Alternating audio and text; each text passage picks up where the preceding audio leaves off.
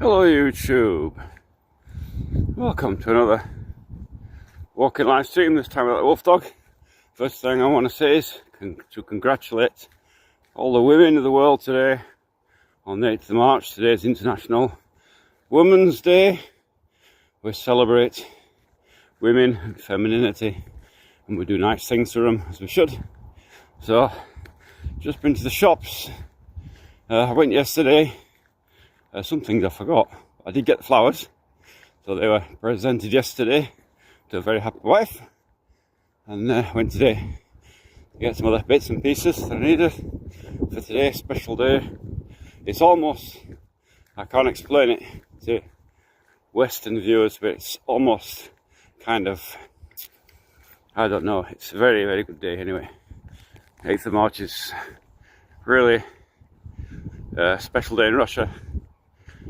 Not sure about the West. The West doesn't celebrate International Women's Day very much, but in Russia here it's a special day. So consequently, I went and I got some nice things as well. As yesterday I got flowers, very important, and today, I mean, even things like local police they have various times where they do get a bunch of flowers and they stop. Normally they would stop drivers on the road and check documents. That's a normal thing in Russia. Stop, check your documents, let you go. And on this day, a lot of them will stop cars, and if it's all female drivers, not check the documents at all, but present them with a flower. And it's for the 8th of March, which is a very special day here. I can't say how nice it is. And it's turned out very well because, as you can see, the sun is up and it's about 9 degrees, so we're in the great meltdown at last. There's no snow on the road here, just a bit left round and about. It'll be gone soon enough, and it's just very pleasant out. I've only got a light coat on and it's very pleasant out. And you've got your gloves and hat on. I set off with the gloves and hats, took them off, and it's very pleasant out here today. It's very nice. So just going home now. Not far. Don't normally do Sunday morning live streams because everyone's sort of waking up from Saturday night fever, and not much activity on YouTube. So it's a bit of a rarity, this one. And so that's what I'm doing anyway, going back home now. And today we will prepare food, and I've bought champagne, and we'll have a bit of a celebration with my wife. And it's a very nice day for all the women, ladies, females who on the channel or just tuned in or watching from replay. Congratulations on the 8th of March, International Women's Day. And hope you have a wonderful day. Hope your partner, husband, boyfriend, whatever, brings you a flower on a lovely day today. And it's a bit like Mother's Day kind of thing. It's I'm sure you can Google it and find out. 8th of March, International Women's Day, and find out all about it. But other than that, it's also a good day because yesterday YouTube at last picked up one of my wife's videos and started testing it. You can sort of, in the analytics of YouTube, you get to see what they're doing with your videos and whatever. And one of her videos, well, only a short 3-minute video, or 3 minutes 22 seconds I think it was actually, got really pushed hard yesterday. And although, I mean, in the big scheme of YouTube, it's only tiny numbers, but for me it's a big win. And that is that it made over 500 views on her video, which actually is the channel leader now. Her video has beat all of mine hands down, and I'm very happy about it. And I'm very happy that her video is a success, although in the grand scheme of YouTube don't mean a lot, but it's a small success for us and for her especially, and I'm very happy about it. It's I really was excited about it yesterday when I saw the numbers going up, and I was like, at last, one of her videos. It's only her third video, by the way. She hasn't done many, and they weren't actually filmed for YouTube. They were filmed before YouTube even was existing, and so that's YouTube existed. And I've probably explained this before, how she got a new phone from work, and I inherited her old phone. And what I did, I saved all the data from it. It's this phone I'm talking of here, actually. I saved the Samsung A25, and only a year old. And so I saved all the data from it, all the photos and pictures, and I put them on a file on my PC, thinking, if she asks for this, that or the other, then I've got all these pictures and stuff that she'd had, and whatever. I did upload them to her Google Drive, so she got them on there. But I kept that back up, and I was browsing one day. I thought, what can I put out on YouTube?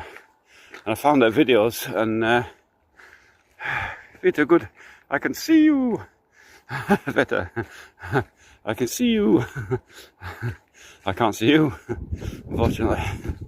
And anyway, so I put videos out, and I did join. I subscribed to vidIQ. If you don't know what that is, it's kind of like a vidIQ is like a thing for YouTubers basically, and they help you, encourage you, and direct you really, and help you get started on YouTube. So they tell you how a thumbnail should be, how long a video should be, and all that kind of stuff. And I very quickly noticed that vidIQ, actually, all they're interested in is getting money and getting YouTubers to be interested in money. And I thought, you know, this is not me.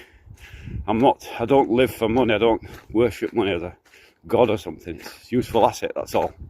And anyway, while I was still on there, I was only on there for 2 months or something, but while I was there, anyway, I was chatting to their AI, and I found these videos at the time, and I said, well, what do you think? Should I upload these videos of my wife's? And it said, no, bad idea, it will hurt CTR, the clickbait thing, and it'll confuse YouTube's algorithm, and your channel will go downhill. And I thought, you know what, bugger you, I want my wife on the channel anyway. And so I did. I went ahead, and I've actually unsubscribed from vidIQ now. I don't have anything to do with them, don't want anything to do with them. And I put the videos out, and yeah, they're doing okay. They're doing better than mine. We know what mine are bad, and that's because they're designed for Telegram. I've done the explainer video, but hers were not done for Telegram. Hers were done for friends. So as we go forward, and they'll actually notice they're in portrait mode, and I changed them into landscape mode. You can't really stretch the video out, but I got them into landscape mode and upscaled them to 4K, if you've noticed. So at least they're decent quality, even if they're in portrait mode. But and I think her videos are brilliant. My wife has a kind of she sees beauty in things that I don't. She sees things like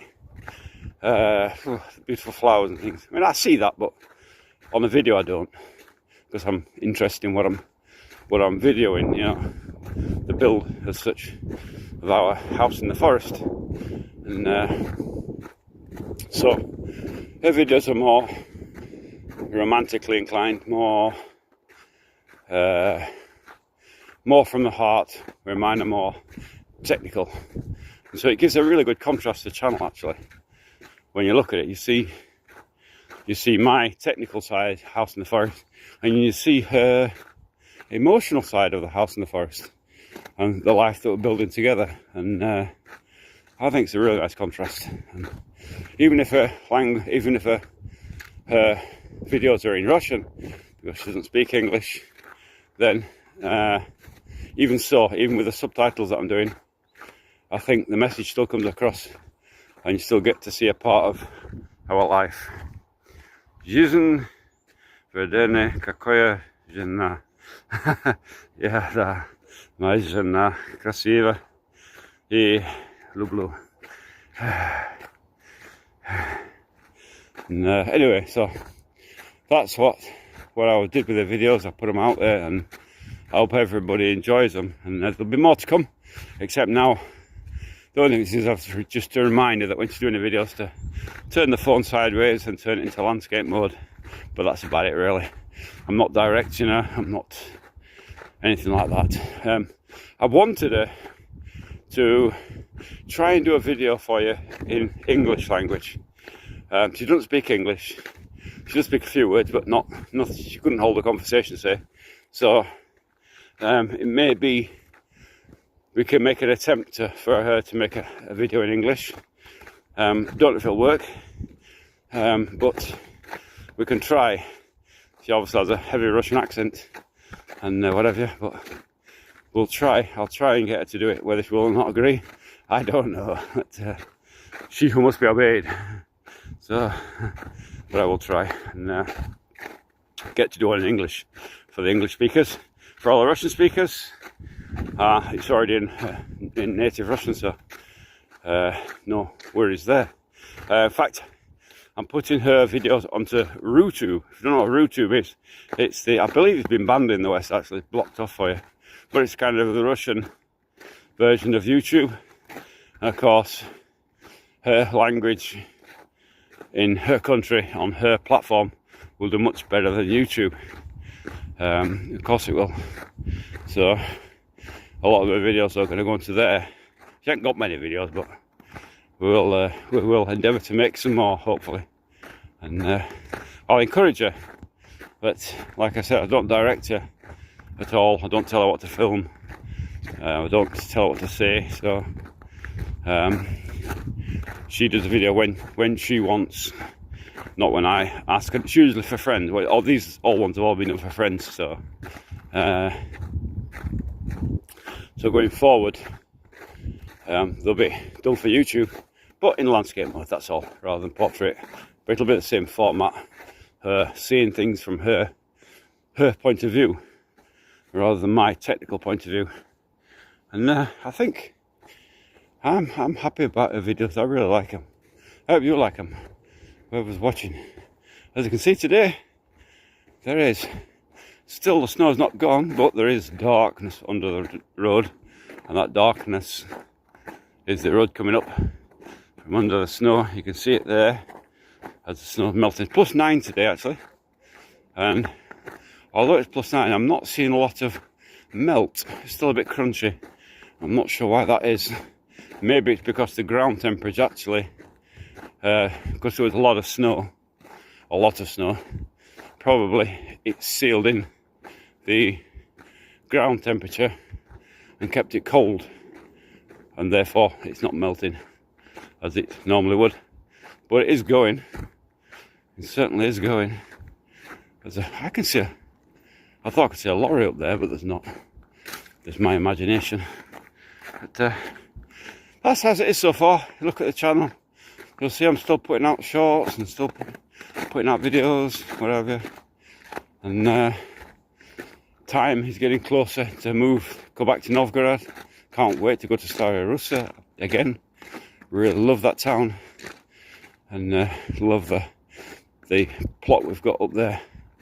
And I like it here. I've loved it here 15 years, just outside of St. Petersburg here. Really can't complain about the time I've had here. It's been beautiful. We've had the forest to ourselves for all these years. I mean, what can you say about that? You know, having the forest to yourself for all these years.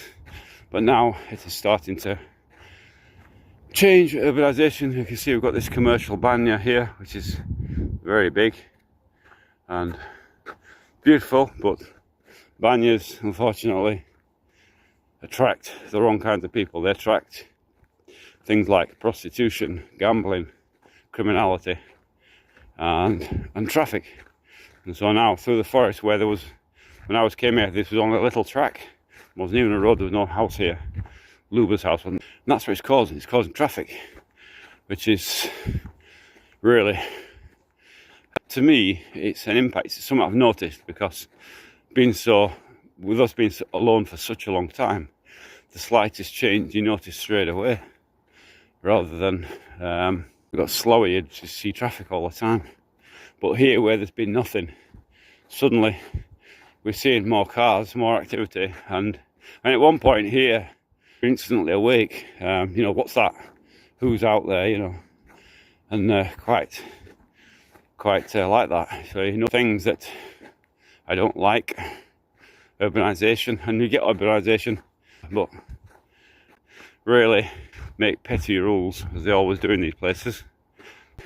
If somebody had a problem with something, everybody would come, everybody who lived here. You know, there wasn't, I think it was about, we were the only ones in the forest at the beginning, especially in winter, and then gradually people moved in. There's a few more and a few more. But if any one of us, you know, there was about 5 families at one point, everybody had a problem, everybody would come and help, you know, and they'd all be ringing each other, and we all knew somebody who could help or whatever. Real community spirit, and that's going to disappear. This forest here will disappear.